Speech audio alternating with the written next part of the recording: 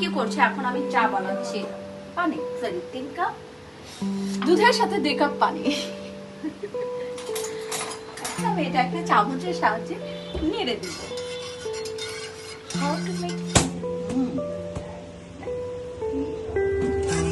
দিয়ে দিলাম 2টি তেজপাতা, 2টি এলাচ, আর কিচ্ছু না। এখন চাটা যখন বলক চলে আসলো, এখন এর সাথে আমাদের মিশিয়ে ফেলতে হবে চা পাতা।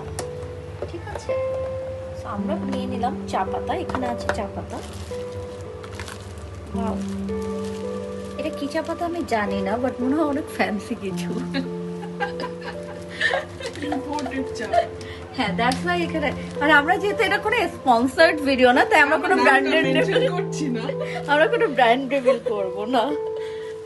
1 চামচ, যেহেতু এখানে 5 কাপ হচ্ছে আমি চা বানাচ্ছি, তো আমি মোটামুটি 5 চামচই চা পাতা দিয়ে দিব।